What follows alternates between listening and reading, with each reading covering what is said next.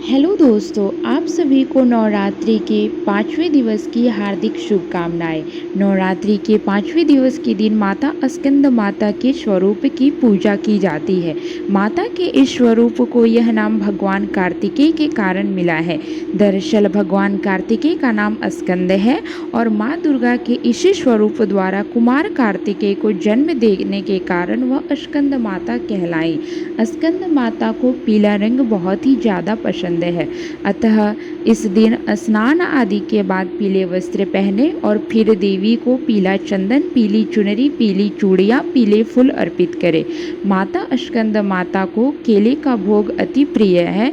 इसके अलावे आप खीर में केसर डालकर भी नैवेद्य लगा सकते हैं। अब जानते हैं माता स्कंद माता की स्तुति मंत्र। सिंहासन गता नित्यम पद्माश्रित कर द्वया शुभदास्तु सदा देवी स्कंद माता यशस्विनी। अर्थात सिंह पर सवार रहने वाली और अपने दोनों हाथों में कमल का फूल धारण करने वाली यशस्विनी स्कंद माता हमारे लिए शुभदायी हो। आइए दोस्तों, अब हम जानते हैं दुर्गा सप्तशती का 5वां अध्याय। देवताओं के द्वारा देवी की स्तुति। चंड मुंड के मुख से अंबिका के रूप की प्रशंसा सुनकर शुंभ का उनके पास दूत भेजना और दूत का निराश लौटना। विनियोग। ओम। इस उत्तर चरित्र के रुद्र ऋषि है, महासरस्वती देवता है, अनुष्टुप छंद है, भीमा शक्ति है, भ्रामरी बीज है, सूर्य तत्व है और सामवेद स्वरूप है। महासरस्वती की प्रसन्नता के लिए उत्तर चरित्र के पाठ में इसका विनियोग किया जाता है। ध्यान। जो अपने कर कमलों में घंटा, शूल, हल, शंख, मशूल, चक्र आदि धनुष और बाण धारण करती है, शरद ऋतु के शोभा संपन्न चंद्रमा के समान जिनकी मनोहर कांति है, जो तीनों लोकों को आधारभूत और शुंभ आदि दैत्यों का नाश करने वाली है, तथा गौरी के शरीर से जिनका प्रकाट्य हुआ है, उन महासरस्वती देवी का मैं निरंतर भजन करती हूँ। ऋषि कहते हैं, पूर्व काल में शुंभ और निशुंभ नामक असुरों ने अपने बाल के घमंड में आकर सचिपति इंद्र के हाथों से तीनों लोकों का राज्य और यज्ञ भाग्य छीन लिया। वे ही दोनों सूर्य, चंद्रमा, कुबेर, यम और वरुण के अधिकार का भी उपयोग करने लगे।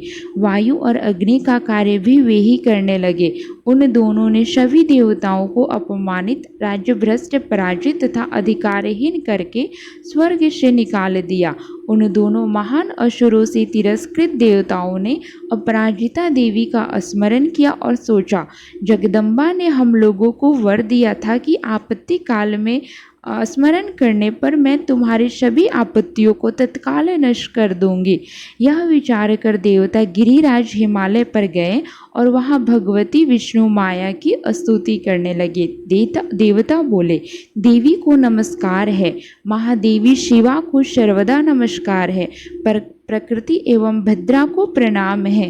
हम लोग नियम पूर्वक जगदम्बा को नमस्कार करते हैं, रौद्रा को नमस्कार करते हैं, नित्या गौरी एवं धात्री को बारंबार नमस्कार है, ज्योत्स्नामयी चंद्र रूपनी एवं सुख स्वरूपा देवी को सतत प्रणाम है, शरणागतों का कल्याण करने वाली वृद्धि एवं सिद्धि रूपा देवी को हम बारंबार नमस्कार करते हैं, नैऋति राक्षसों की लक्ष्मी, राजाओं की लक्ष्मी और सावर्णी शिव पत्नी स्वरूपा आप जगदम्बा को बारंबार नमस्कार है।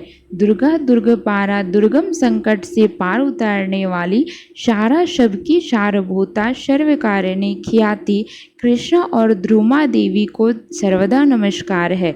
अत्यंत सौम्य तथा अत्यंत रौद्र रूपा देवी को हम नमस्कार करते हैं, उन्हें हम बारंबार प्रणाम करते हैं। जगत की आधारभूता कृति देवी को बारंबार नमस्कार है।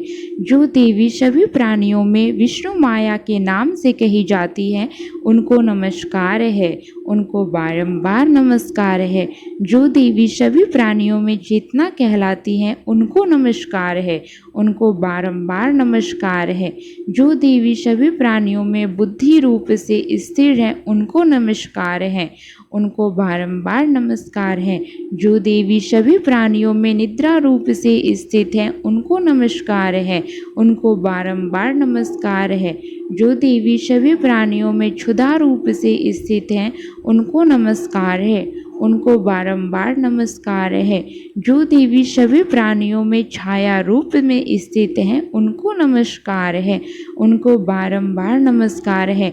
जो देवी सभी प्राणियों में शक्ति रूप में स्थित हैं उनको नमस्कार है, उनको बारंबार नमस्कार है।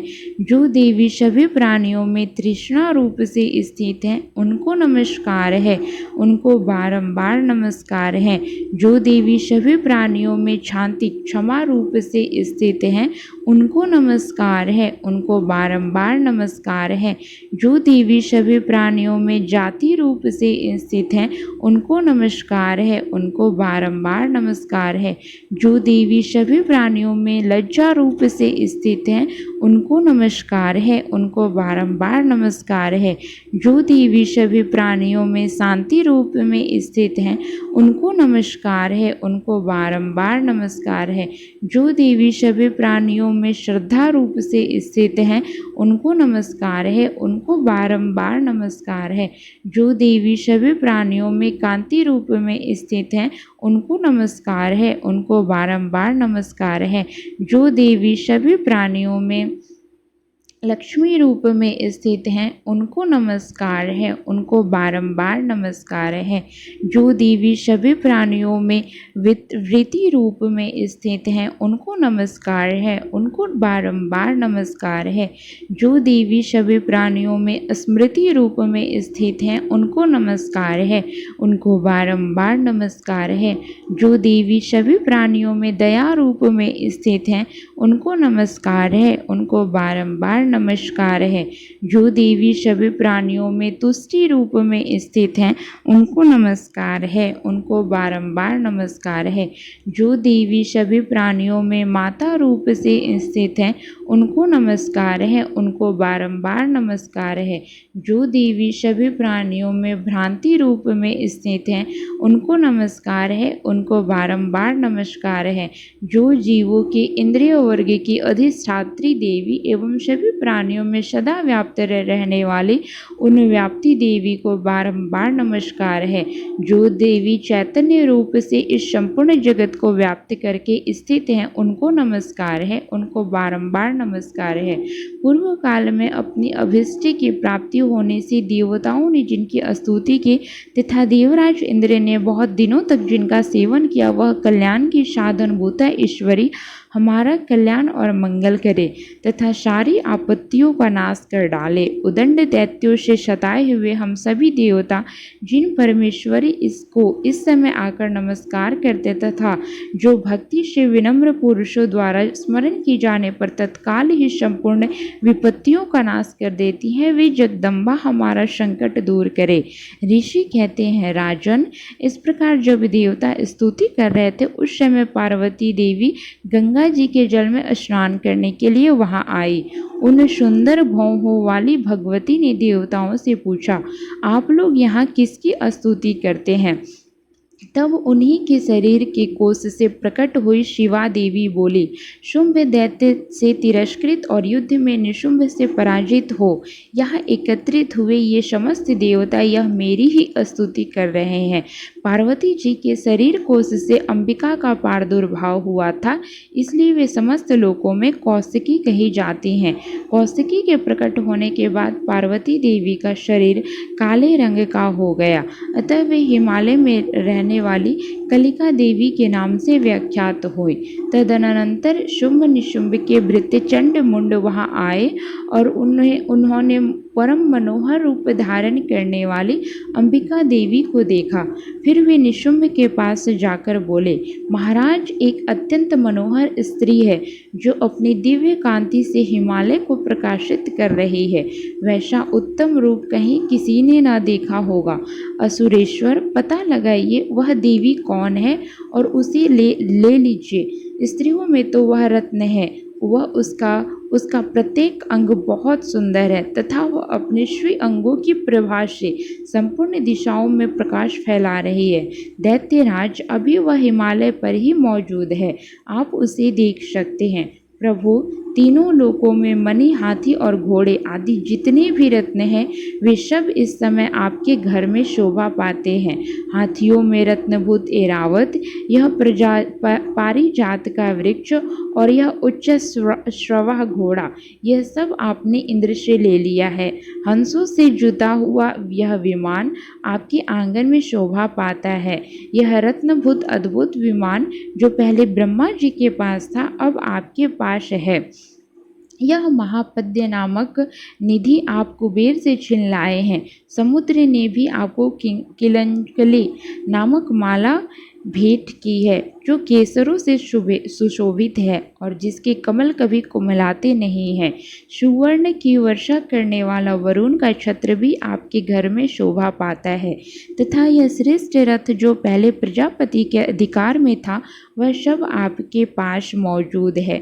दैत्येश्वर, मृत्यु की उत्क्रांतिदा नामों वाली शक्ति भी आपने छीन ली है तथा वरुण का पास और समुद्र में होने वाले सभी प्रकार के रत्न आपके भाई निशुंभ के अधिकार में है। अग्नि ने भी स्वतः शुद्ध किए हुए 2 वस्त्र आपकी सेवा में अर्पित किए हैं। दैत्यराज, इस प्रकार सभी रत्न आपने एकत्र कर लिए हैं। फिर जो यह स्त्रियों में रत्न रूप कल्याणमयी देवी है, इसे आप क्यों नहीं अपने अधिकार में कर लेते? ऋषि कहते हैं, चंड मुंड का यह वचन सुनकर शुंभ ने महादैत्य सुग्रीव को दूत बनाकर देवी के पास भेजा और कहा, तुम मेरी आज्ञा से उसके सामने ये बात कहना और ऐसा उपाय करना जिससे प्रसन्न होकर वह शीघ्र ही यहाँ आ जाए। वह दूत पर्वत के अत्यंत रमणीय प्रदेश में, जहाँ देवी मौजूद थी, गया और मधुर वाणी में कोमल वचन बोला। दूत बोला, हे देवी, दैत्यराज शुंभ इस समय तीनों लोकों के परमेश्वर हैं। मैं उन्हीं का भेजा हुआ दूत हूँ और यहाँ तुम्हारे ही पास आया हूँ। उन्हीं की आज्ञा सभी देवता एक स्वर से मानते हैं, कोई उसका उल्लंघन नहीं कर सकता। वे संपूर्ण देवताओं को परास्त कर चुके हैं। उन्होंने तुम्हारे लिए जो संदेश दिया है उसे सुनो। संपूर्ण त्रिलोकी मेरे अधिकार में है, देवता भी मेरी आज्ञा के अधीन चलते हैं। संपूर्ण यज्ञों के भागों के मैं ही पृथक भोगता हूँ। तीनों लोकों में जितने श्रेष्ठ रत्न हैं, वे सभी मेरे अधिकार में हैं। देवराज इंद्र का वाहन ऐरावत, जो हथियारों में रत्न के समान है, मैंने छीन लिया है। क्षीर सागर का मंथन करने से जो अश्वरत्न उच्च श्रवः प्रकट हुआ था, उसे देवताओं ने मेरे पैरों पर पड़कर समर्पित किया है। हे सुंदरी, उनके सिवा और भी जितने रत्नभूत पदार्थ देवताओं, गंधर्वों और नागों के पास थे, वे सभी मेरे पास आ गए हैं। हे देवी, हम लोग तुम्हें संसार की स्त्रियों में रत्न मानते हैं, अतः तुम हमारे पास आ जाओ, क्योंकि रत्नों का उपभोग करने वाले हम ही हैं। चंचल कटाक्षों वाली सुंदरी, तुम मेरी या मेरे भाई महापराक्रमी निशुंभ की सेवा में आ जाओ, क्योंकि तुम रत्न स्वरूपा हो। मेरा वर्ण करने से तुम्हें तुलना रहित महान ऐश्वर्य की प्राप्ति होगी। अपनी बुद्धि से यह विचार कर तुम मेरी पत्नी बन जाओ। ऋषि कहते हैं, दूत के योग कहने पर कल्याणमय भगवती दुर्गा देवी, जो इस जगत को धारण करती हैं, मन ही मन गंभीर भाव से मुस्कुराई और इस प्रकार बोली। देवी ने कहा, दूत, तुमने सत्य कहा है, इसमें तनिक भी मिथ्या नहीं है। शुंभ भी तीनों लोकों का स्वामी है और निशुंभ भी उसी के समान पराक्रमी है, किंतु इस विषय में मैंने जो प्रतिज्ञा कर ली है उसे मिथ्या कैसे करूं? मैंने अपनी अल्प बुद्धि के कारण पहले से जो प्रतिज्ञा कर रखी है उसे सुनो।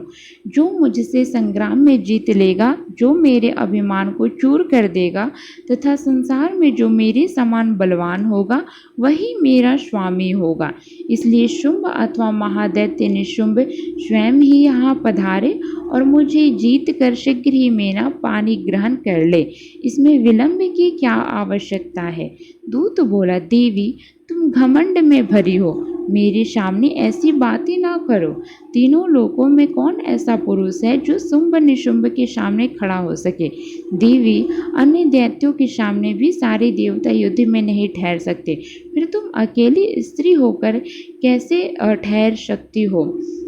जिन निशुंभ आदि दैत्यों के सामने इंद्र आदि सभी देवता युद्ध में खड़े नहीं हो पाए, तुम मेरे ही कहने से शुंभ निशुंभ के पास चले जाओ। ऐसा करने से तुम्हारे गौरव की रक्षा होगी, और अन्यथा जब वे केस पकड़कर घसीटेंगे तब तुम्हें अपने प्रतिष्ठा खोकर जाना पड़ेगा। देवी ने कहा, तुम्हारा कहना ठीक है।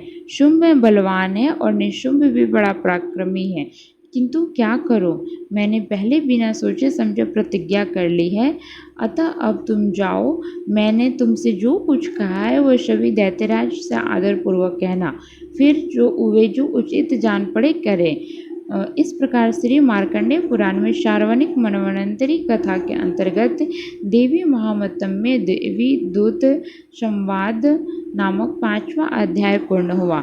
यदि दोस्तों मेरे चैनल आप सभी को उपयोगी लगे तो प्लीज़ इसे लाइक शेयर एंड सब्सक्राइब जरूर कीजिएगा। आप सभी का बहुत बहुत धन्यवाद।